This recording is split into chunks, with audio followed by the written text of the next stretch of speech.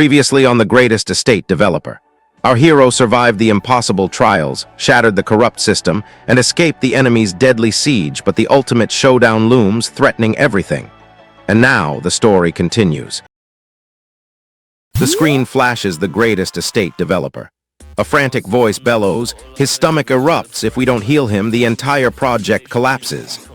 The crew rushes to the man, hands gripping his twisted gut, eyes narrowed with urgency. Every tool is clenched, ready for the crisis. The team confronts a lethal bout of crippling indigestion. A thunderous roar erupts from the shadows, rattling the earth. The crew whirls, eyes widening at a colossal beast that towers over the worksite, its massive bulk choking the construction zone. Seconds bleed away as the monster's presence tightens, threatening to crush their plans. Now they must battle the creature, while the man's gut roils. A piercing shout, "Aya!" ignites panic. The healer asks the monster, "Feel better?" The beast's body shudders, a faint bulge indicating movement. The crew notes a slight improvement but stays on edge, ready for any backlash. "Oh, Amo, you feel better, right? I know it feels better, really better." The monster snarls in pain, refusing to purge anything. The healer steps forward, insisting the creature must vomit to expel the toxin. The team readies the forced vomit protocol, needles in hand. See, better, right? Right? No, I can't. Step aside. In times like this, you have to puke it all out to feel better. Kay lifts his son, shows him to the group, then leans forward. The squad surges forward, weapons raised, shouting as they close on the monster. Their charge aims to press pressure points before the toxin spikes. Speed is critical. Any delay could let the creature explode. Everyone charge! They now recall stamina tricks for endurance. They invoke heavy labor stamina training, bulking muscles for prolonged effort. Then they remember bathhouse relaxation techniques, calming bodies to reduce pain. Combining both lets them endure the monster's thrashing while delivering precise pokes. Use the stamina training of heavy labor. And the routine relaxation from the bathhouse. Jin shouts, signaling the next move. Jin cries out, the team hears the frantic shout. Everyone nods, confirming readiness. Sura points to a Chinese letter silhouette forming on the monster's back as the toxin pools. The mountain shape signals the toxin has concentrated in one region. It warns the team that the next poke must target that area, or the beast could explode. The team positions the launch cannon. Kay yells, "Launch!" and the bolt rockets toward the mountain-shaped toxin spot on the monster's back. It pierces the thick hide and lodges in the swollen flesh. Hitting the toxin core is vital to prevent the looming explosion. The bolt embeds, priming the next assault. The projectile strikes and Javier shouts in surprise, "Whoa, long hammer!" The impact creates a deep wound, exposing toxin-filled tissue. Kay races to bind the monster's thrashing tentacles. Sura marks the mountain-shaped toxin pool, and the crew fires a cannon bolt that pierces the swollen flesh, exposing the poisonous core. Javier steadies the beast as blood erupts, and each member feels the weight of salvation or ruin. Success promises a cure. Failure condemns them to a toxin-filled death. With the monster trembling, Sura pins the glowing core for the final forced vomit needle, while the arena trembles, hinting that a catastrophic burst could shatter everything if the purge falters. The line between good and evil is gone. Subscribe to Manwa with Harry. The city trembles. A stomach-shot blast tears through the skyline in minutes. At the apex of the central tower, Lee Jun-woo watches the chaos, a smug grin curling his lips. A herald's horn blares his new title, Greatest Estate Developer. In his hand glows a crystal blueprint, pulsing with property data. Merchants and laborers turn, hungry for fresh contracts. He lifts his palm, signaling the next acquisition. The crowd buzzes, sensing a shift. Jun-woo eyes the vacant lot beside the royal palace, a prize that could tip the balance of power. Tension spikes. A rivalry ignites. The following scene flashes a brand new skill that could reshape the battlefield. The skill will appear in the following scene. The two opponents stare down, eyes locked, bodies coiled. Lee Jun-woo clenches his fists. Lloyd grips his satchel tighter. A faint glow pulses from the yawl behind them, crackling with latent power. The standoff crackles, each waiting for the other's move. A sudden flash erupts, revealing the Yawl's hidden secret weapon. The flash hints at a game-changing ability. Lloyd points toward a distant silhouette and asks, "What's that?" Lee Junwoo identifies the shape as the Goguryeo General's tomb. The tomb's mystery teases hidden treasure and untapped power. Their curiosity drives them forward, despite the risk of unseen traps. The discovery could tip the estate war in their favor. Lloyd steps into the council hall, eyes darting across assembled nobles. Determination surges, an inner voice urges action. He exhales sharply, releasing pent-up frustration. The chamber falls silent as he prepares to speak, his mind teetering between hope and doubt. He knows hesitation could seal their doom. This internal clash decides whether he will seize authority or remain passive. Urge. Har. Har. Dot. The nobles now await Lloyd's command, and his next words will set the council's tone. Lloyd raises his hand, demanding clarity from the advisors. How many resources remain before the debt can be repaid? He asks. Council members exchange uneasy glances, aware their reports are incomplete. A voice erupts from the crowd, Lloyd, that annoying human. Another shouts, the human that already escaped my grasp, the human that does whatever he wants. The insults rain on Lloyd Frontera, the escaped visitor defying authority. Their words expose deep resentment and fear of Lloyd's unpredictable actions. This hostility fuels a personal vendetta that could spark open conflict. Lloyd's reaction to the accusations looms in the following scene. Lloyd Frontera steps forward amid the shouting crowd. He opens his mouth, but his words tumble out garbled and hesitant. "Oh, what Isar no alas say? It's nothing. I had greeted you, but you did say anything. So I was just calling out to you again." A frantic courtier bursts into the throne room, forcing the monarch to unseal a glowing scroll that erupts with an impossible decree. The greatest estate developer roars, "In return!" demanding immediate retribution, his voice echoing through the vaulted hall. Lloyd Frontera reels, his disbelief turning to fury as his reputation teeters on collapse. He fears the new decree will strip his freedom and expose him to the king's wrath, a nightmare that could shatter his future.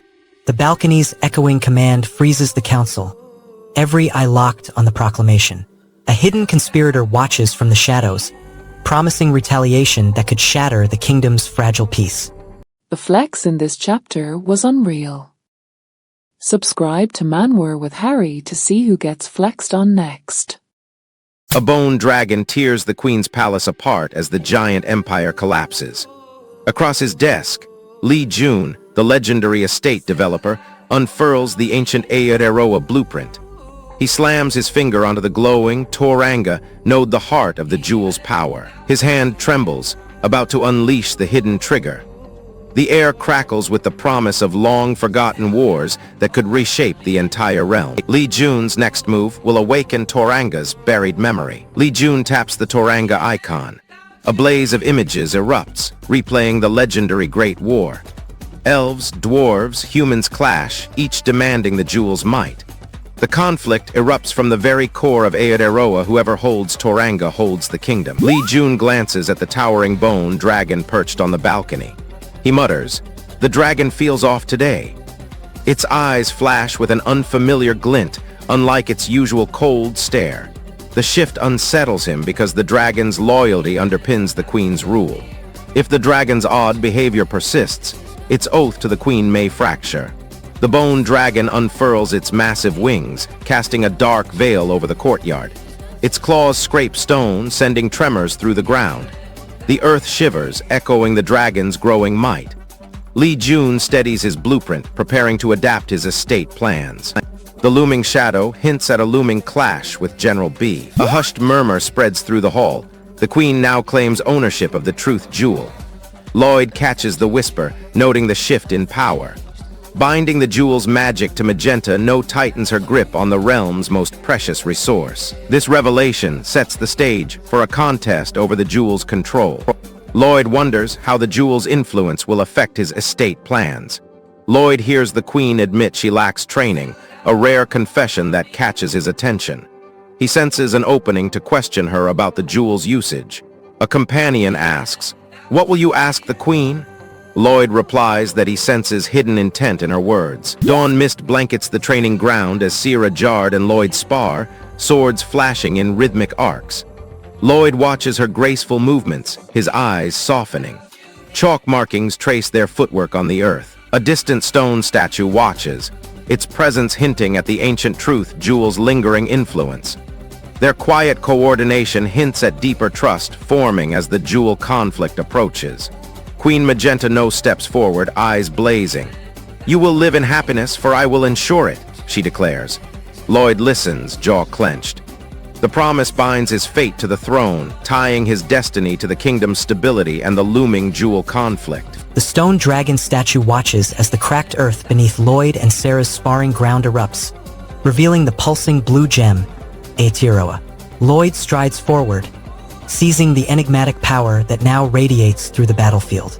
Julian's bruised pride crumbles into bitter self-disgust, forcing him to retreat from Lloyd's ascent, while Lloyd craves Queen Magenta's promise of perpetual happiness, risking his humanity for unchecked ambition. With the truth jewel blazing and the dragon's red eyes flaring, the battlefield looms, leaving Lloyd's newfound power untested and Julian's seething rage poised to ignite a war nobody can contain. Forgiveness is not on the menu today. Subscribe to Manwa with Hari. He tears the Duke's title from his chest, snatches his fortune, and raises his manor in a single blow. The opening splash blazes, the greatest estate developer. That name is a hereditary rank of ancient builders, wielding land, labor, and magic. The caption warns, lose the title, lose everything.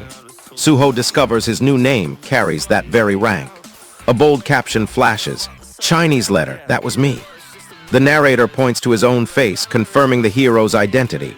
Suho Kim, now masquerading as Lloyd Frontera, reads the line and feels the world tilt. He staggers, realizing he's trapped inside the novel's pages. His engineer's mind snaps to survival mode, fingers clenching the edge of his seat. The Duke's gaze burns cold, thirsting for revenge. He clamps the sword tighter, poised to cleave Yal for the supposed treason. Vengeance spikes the battle, sealing off any hope of peace. An imminent clash pits Suho's engineering mind against raw blood magic fury. Surasrahan leans forward, whispering, "What exactly do you demand?" He forces the Duke to spell out his retribution, sharpening the showdown's edge. What's it? The Duke's reply will decide if Yal can forge his inventions into salvation. The clash erupts. Yal sidesteps the Duke's thrust, the blade whistling inches from his cheek. He flicks his wrist, a crimson rune ignites on his palm. Blood magic crackles, scorching the stone beneath. The Duke snarls, accusing Yal of exploiting the chaos for profit. He shouts, "You only speak to line your pockets." Surasrahan steps forward, calming the restless crowd. He nods at Yal's skill, calling him competent and talented, and declares he wants Yal by his side. The clash of accusation and praise spikes tension, hinting at a hidden agenda. Just so you could benefit from it. He's competent and talented. I'd like to keep him by my side. Surasrahans offer hints at a deeper alliance that could tip the battle. Yal scoffs, demanding a real reason for Surasrahan's interest. "Why the odd behavior today?" he asks. The duel roars as Yal and Surasrahan trade blows.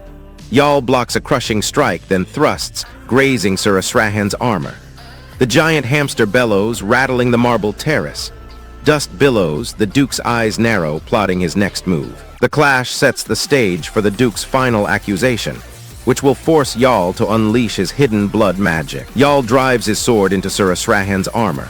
Asrahan reels, clutching his side. Dust erupts from the impact. The giant hamster bellows, shaking the marble terrace. The Duke watches, brows furrowed.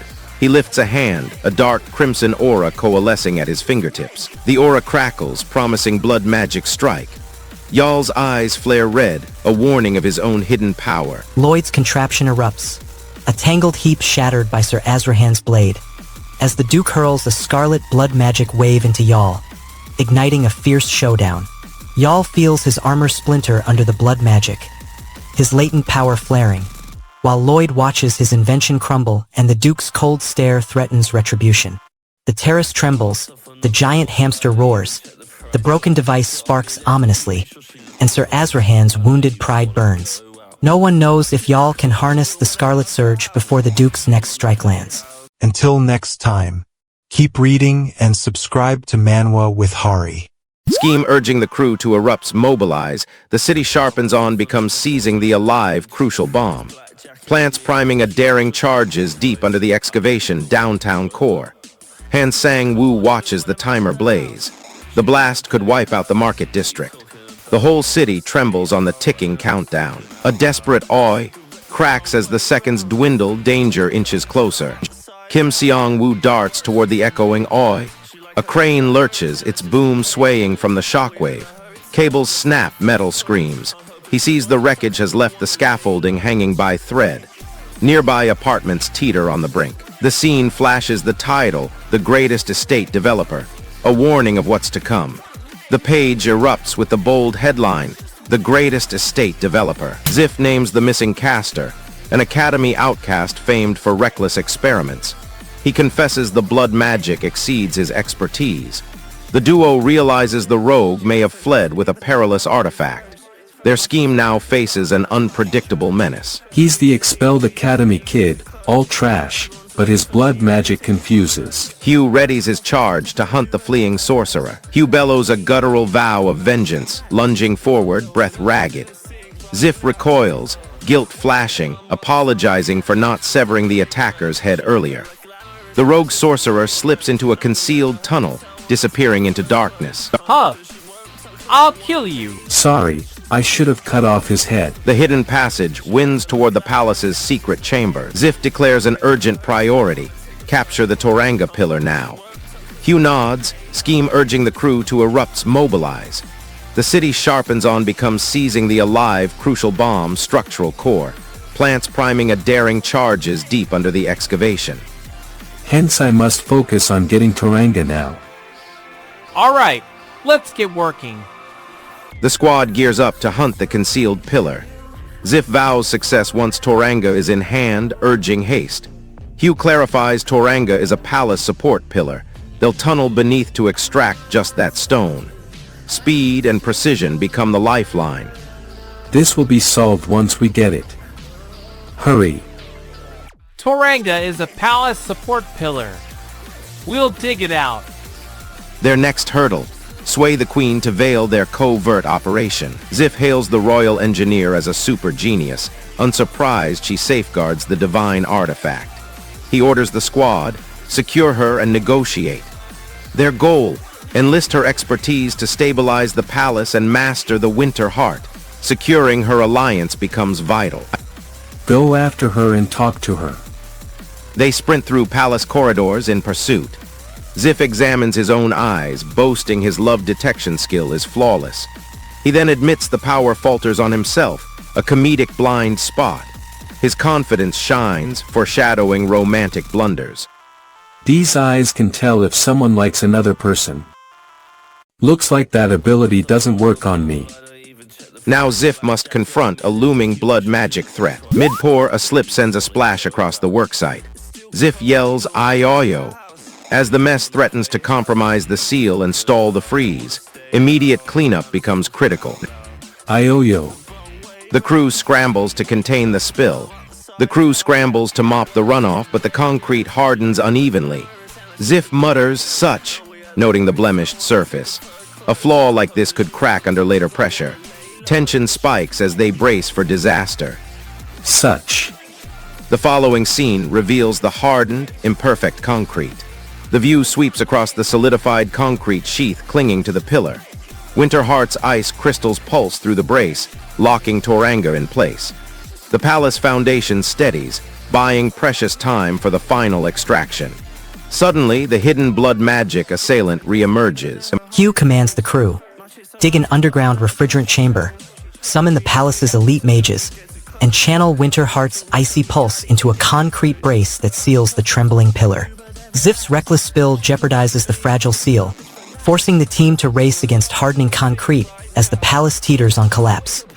Every second drains their chance at survival. The hidden shortcut could shave hours off extraction, yet the uneven concrete surface looms as a ticking fault that may shatter under pressure. Palace fate hangs in the balance. Miss one chapter and you'll be completely lost. Hit subscribe on Manwa with Hari and stay in the loop. The queen's decree shatters the palace. She forces Lloyd Frontera, the kingdom's greatest estate developer, to betray the Duke's heir. Stone arches tremble. Lloyd strides into the royal hall, eyes locked on the Winter Heart, the kingdom's sacred relic. The Queen points, commands him to seize it for a new tower. Courtiers gasp. Noble banners snap in uneasy wind. Lloyd feels the command's weight. He knows his engineering mind can bend the relic's power. The Queen's smile hides a threat. Refuse and his family's debt deepens. Every noble watches his rise with dread. The Duke's heir clutches a hidden dagger. Lloyd nods, accepting. The palace stones echo his resolve. The kingdom's balance teeters on his next move. An anxious aide approaches Lloyd, bowing low. "Sir Lloyd, I have something to tell you," he begins, eyes darting toward the crystal's glow. Lloyd raises a hand, signaling the aide to continue. The aide hesitates, then mentions a hidden flaw in the Winter Heart's containment that could erupt if the ritual proceeds. A single mistake could unleash a frost-born catastrophe, endangering all workers and the kingdom's stability. The hidden flaw threatens to explode as the ritual nears. A smiling noblewoman steps forward, gratitude shining in her voice. "Thanks to your diplomatic ties with Isfahan, my wife learned the pottery techniques of Isfahan, her dream fulfilled. I've always wanted to thank you." She bows deeply, tears glistening. A nervous worker rushes up to Lloyd, demanding an answer. "Who are you?" he yells. Lloyd looks startled, then answers with a short word. "Oh," the worker steps back, unsure if Lloyd is friend or foe. Other laborers pause, whispering about the strange newcomer. Lloyd's uncertainty threatens the tight schedule of the tower. Any delay could let rival nobles seize control of the artifact. Frost begins to creep along the stone beneath the Winter Heart. The Queen steps forward from the balcony, her voice carrying over the crowd. She orders the crew to guard the Winter Heart at all costs. 4 men scramble, erecting barriers and magical wards. Lloyd nods, understanding the urgency. Steam from the secondary reservoir fogs the courtyard. Frost recedes, leaving a thin rim of ice around the pedestal. Suddenly, a messenger in bright robes pushes through the crowd, shouting, "Mr. Javier!" The name echoes among the nobles. A tall foreigner steps forward, bowing to the Queen. He offers additional crystal to reinforce the Winter Heart's containment. The Queen eyes him warily, recalling past betrayals. Lloyd studies the envoy's schematics, noting a hidden conduit that could amplify the rune's power. Knights tighten their grips, ready for any trick. Miss Sylvia whispers to Lloyd, warning the envoy may have ulterior motives. Lloyd snatches a sack of gold and hurls it at the frozen workers. The metal glints, melting the frost as the artifact's energy diverts into a crystal reservoir. At that moment, Count Toscana storms onto the platform, demanding dominance. Lloyd refuses the hero's mantle, risking his reputation. He gifts the workers salvation and payment, turning dread into hope. Their chilled hands clutch gold, thawing under its weight. His resolve outshines his fear of blame. Count Toscana boasts his house's might, yet the crystal core pulses frantically. Everyone wonders if his confidence can truly contain the artifact, or if a greater calamity looms beyond the courtyard. Be a legend. Hit the button. Subscribe to Manwa with Harry. A cursed storm roils above the city. The ground shivers as Dao Mai steps onto the balcony. He declares himself the greatest estate developer, slams his fist on a sprawling kingdom map, and demands new districts rise today. A second figure narrows his eyes, challenging the claim. Murmurs ripple through the crowd, power is about to shift. Dao Mai smirks, ready to prove his vision. Kugha's reaction will spark the conflict. Kugha storms into the courtyard, clutching a soaked blueprint. He scans the plot, mutters ugh as the numbers clash. Pointing at a flooded trench, he warns that the soil will crumble. Dao Mai waves him aside, ordering crews to dig anyway. Frustration spikes, his voice echoing off stone. The argument turns to the Tauranga. Silluria suggests Suo could have seized it by razing the entire castle. Kim Soho counters, warning that such folly would have finished Aotearoa already. Suo feels the pressure mount, his engineering mind racing for alternatives that avoid total destruction. The darkness encroachment tightens, threatening to swallow the region if they fail. Everyone watches the looming fortress. Wouldn't you get Tauranga by destroying the whole castle? If you acted foolish, you might have completed a Tierra. Suo's conscience cracks as the darkness whispers his next move. Suo erupts, demanding clarification. He shouts at the council's nonsense, his voice trembling. Suo turns to the trembling knight, sees fear in his eyes. He places a hand on the knight's shoulder, offering reassurance. The knight nods, steadies his grip on his sword. The darkness still crawls, but the barrier steadies. Suo whispers a promise that the plan will succeed. "It's all right, man." Suo then signals Mira to amplify the rune field. Mira steps closer, eyes scanning the glowing lattice. She tells Suo they can fix the problem even if they took a risky shortcut. Suo smirks, confident, and declares their competence.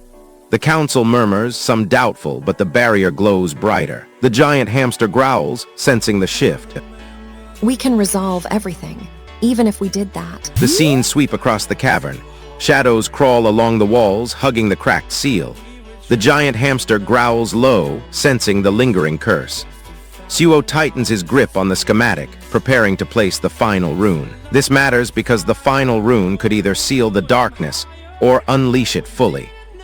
The next scene promises the decisive activation of the sixth component. Mira and Suo drive the twin runes to sync, a solitary equal sign blazing, locking the seal's core in a daring, high-risk shortcut.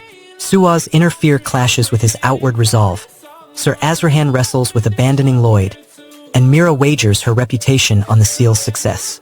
A hulking hamster growls amid crawling shadows, the equal sign flickers, and the deeper tunnel still holds Lloyd. Seal stability and their lives teeter on a trembling edge.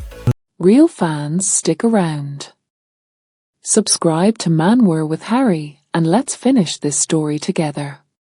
Steel beams shatter, dust raining down on the half-finished tower.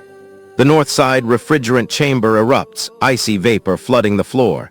Workers in frayed safety gear scramble, lungs frosting with each breath. Temperature plummets. The air turns to razor-sharp crystal. The crew yells for aid, but corporate overseers turn their heads, pointing fingers elsewhere. Inside the freezing chamber, trapped laborers collapse, bodies encased in frost. The scene screams negligence, a deadly price for cut-corner profit. Cold claws at every heartbeat, threatening both lives and the whole project. Lloyd clenches his fists, ready to pour his mana into the icy tomb.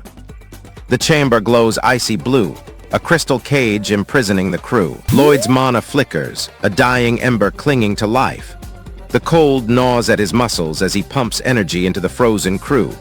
His aura wanes, each pulse a bargain for a breath of a worker. He knows every ounce drains his own heartbeat. The sacrifice screams his readiness to die for them. Suddenly, a fresh ally steps forward, ready to share the burden. A brave worker bursts into the mist, yelling, "I'll go first." He snatches a spare conduit, siphons coolant away from the trapped crew. A teammate mutters, "Oh," passing a torch to keep the flow steady. Their swift move eases pressure on the victims. More hands rush in. The rescue gains momentum. After the Queen's blade thaws the ice, Javier channels his own mana, forging a glowing barrier that stalls the leaking cold. The barrier glimmers, buying seconds. A weary foreman scolds Lloyd, insisting he cannot re-enter the chamber, questioning his willingness to die for strangers. Tension spikes as heroism is weighed. Your Highness, you can't go back in anymore. I'm also stopping the cold energy. This will work. Lloyd's next move could seal his fate. A worker snarls, accusing the rescuers of hypocrisy. Lloyd snaps, "Shut up, only those inside know true danger." He then declares he will rest, letting his mana drain completely. The crew watches his power wane as the chamber's temperature climbs again. Alarms blare as frost clouds the cavernous chamber. Suho, inhabiting Lloyd's body, shouts commands to the crew. He slams his palm into the mana conduit, feeling a crackle of surge, then pours raw energy into the struggling workers. A knight swings his sword, chipping ice away, while the giant hamster drags a heated barrel toward the frozen men. Every breath counts, and Suho refuses to abandon the strangers. After the final worker is hauled from the chamber, Lloyd clamps his hands onto the mana conduit, forcing a raw surge into the frozen men. The Queen's barrier still glows, though its power wanes. The giant hamster drags a heated barrel closer, steam hissing against the cold. A worker kneels beside Lloyd's collapsed form, eyes wide with shock. She places a trembling hand on his chest, feeling the faint pulse of fading mana. The Queen's barrier flickers, casting a pale light over the scene. The knight pauses, sword lowered, watching the exhausted noble. The giant hamster releases the rope, its squeak echoing in the cold chamber. A thin stream of warm steam rises from the barrel, curling around the workers' faces. The moment highlights the cost of Lloyd's sacrifice, raising the stakes for the remaining team. The Queen prepares a final, risky spell to revive Lloyd. A shivering worker cries out for help, echoing through the icy space. With a final, desperate surge, Lloyd pours all his remaining mana into the freezing chamber. His aura erupts in blinding light, then collapses as he crumples onto the ice. Simultaneously, the Queen thrusts a radiant wave, expanding the protective barrier to its limit. Workers stare in horror as Lloyd's life force wanes, his glowing halo shrinking to a dying ember. The Queen strains against a shattering barrier, while the knight's fire sword flickers, balanced on the edge of salvation and ruin. A thin crack yawns in the Queen's barrier, spilling icy wind toward the rescued workers. The hulking hamster looms beyond the frost, its motives unclear, leaving the estate's fate trembling on the brink. A dark fantasy masterpiece. Subscribe to Manwa with Harry to see the darkness unfold. Lloyd's heart pounds like a war drum, while Asrahan's icy mana threatens to swallow the whole empire. The screen flashes. The greatest estate developer. Frost vaporizes in a sudden blaze, turning the battlefield into a furnace. Lloyd scans the thawing earth, muscles coiled. He readies his first devastating strike. With a roar, Lloyd thrusts his engineered hammer forward. Sparks explode, cracking the crystal armor that shields Asrahan. Jagged fissures spider across the frozen barrier. Asrahan reels, mana flares, but the heat spreads, melting the surrounding frost. The clash slams both combatants onto uneven, cracking ground. Lloyd drives deeper into the ice. Lloyd flips a concealed furnace module in his gauntlet. Furious, Lloyd demands why the winter butt resides inside him, accusing Asrahan of stubbornness. Asrahan scoffs, calling the whole situation absurd, and reveals the winter heart was forged by the great dragon Tyrannus over 100 days, far beyond his own mana. Why is the winter butt in my body? Why so stubborn? Dragon forged winter heart over 100 days, beyond my mana. A hidden power stirs within Lloyd's heart. Asrahan senses a unique aura radiating from Lloyd, tracing it to his draconic heart. He explains the heart's dragon-like nature grants extraordinary mana absorption, a potential edge against the ice. This revelation hints at a game-changing advantage. I sense a special power from you. Lloyd notes the only problem. Time freeze requires RP to activate. He mutters the cost aloud, realizing his current RP pool falls far short. The high price threatens his plan to halt the ice. The only problem is, RP needed to use skill. He now compares his RP total to the required amount. Lloyd checks his RP gauge, sees the needle still below the threshold, and blames his laziness for the shortfall. He vows to work harder, but the deficit forces him to hunt for quick RP sources. RP, lazy in gathering RP these days. Lloyd recounts the son of former Duke Worth Rod escaping the cold, surviving, only to be executed by fire. The tale warns that even those who outrun the ice meet a fiery end. The son of former Duke Worth Rod escaped the cold, survived, but he was executed by fire. Lloyd now prepares his own ice melting scheme. Lloyd watches the frozen enemy crumble, noting it was pretty tough, and that he saw it turn to ash with his own eyes. Asrahan watches the remains and asks, "Is that?" The sight confirms the ice core is melting, a key clue to stopping the freeze. He was pretty tough. I saw him turn to ash. Lloyd unleashes his steam-powered bridge, shattering the ancient ice barrier and flooding the battlefield with searing heat that turns frozen foes to ash. Asrahan watches the melt spread, feeling hope surge as his frozen plans crumble, while Lloyd mourns the loss of Worth Rod's blood magic secrets, realizing his triumph costs vital knowledge. A lingering winter but glitch flickers, the encroaching darkness tightens, and the shattered ice reveals a hidden, pulsing core, promising a cataclysmic force that could swallow both empire and inventors. The story's about to escalate in a way that changes the entire series. Subscribe to Manwa with Hari and stay tuned. He sold dreams, then blew the city apart. 10 minutes to live. Chinese letter storms into the noble council, his voice ricocheting off cold stone. He declares himself the greatest estate developer, demanding every gaze lock on him. Torches sputter, throwing jagged shadows across marble columns. A colossal banner hangs from the ceiling, depicting the shattered Winter Heart relic. In the center, Lloyd Frontera stands, chains rattling on his wrists, pale yet unbroken. The magistrate unfurls a sealed scroll pronouncing a treason trial. Noble judges murmur, faces as hard as iron. All remember Lloyd's family drowning in debt, and the kingdom still shivering from the recent disaster. Lloyd's engineers mind whirls, ready to prove the catastrophe was not his doing. A cold voice echoes through the hidden chamber. Titan steps from shadows, cloak rustling. He smirks, claiming he breached the artifact's defenses, yet insists no one else knows how he opened the LPA path. He demands confirmation that sabotage was intentional, hinting the council's seal was a cover. Titan mentions research on a forgotten unit, suggesting it powered the artifact's core. He taunts Lloyd, asking if he also masters that knowledge. His words reveal a deeper power struggle, where insiders manipulate sacred laws for personal gain. The rebels realize they face an enemy who not only engineered the disaster, but also controls the hidden pathway. Lloyd turns to Sir Arvin, voice low. The scene shifts to the Grand Council chamber. Torches flicker on high arches. The camera pans to a marble pedestal at the room's center. A glowing crystal sits inside a metal frame, the Winter Heart artifact. Counselors whisper while eyeing the relic. The artifact's importance looms over the trial. A hidden mechanism behind the crystal begins to stir. A conspiratorial noble leans toward a nervous guard near the Winter Heart pedestal.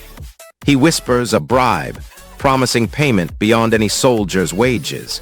He urges the guard to spill the hidden truth in front of the artifact. The guard hesitates, eyes the crowd, aware that accepting could save Lloyd but betray his oath. The offer could sway the trial's outcome. A senior counselor steps forward, voice booming. He lists alleged misdeeds Lloyd committed in the past, then acknowledges Lloyd's contributions to the kingdom's development. He declares that despite any faults, Lloyd's work built roads and towers that benefit all. The council debates whether his achievements outweigh his crimes. The verdict hangs in the balance, with the kingdom's future at stake. Your deeds build the kingdom, Lloyd Frontera. The council prepares to vote, and the hidden saboteur watches. Council members recite Lloyd Frontera's record. He rewired the city's road network, slashing travel time dramatically. He intercepted an assassin aimed at Highness Yuna, ending the threat. He commissioned a sprawling garden that dazzled the populace. The council erupts as a young guard unveils a hidden tunnel beneath the Winter Heart pedestal, forcing everyone to rethink Lloyd's alleged betrayal. Lloyd teeters on the edge of exile, while citizens cling to his engineering marvels and heroic feats, fearing the loss of their savior and the kingdom's collapse. The hidden tunnel's unknown depths threaten to unleash a forgotten power, and the council's divided verdict leaves Lloyd's fate and the realm's safety hanging in a precarious balance. I promise I'll make the next recap as insane as this one. Subscribe to Manwa with Hari.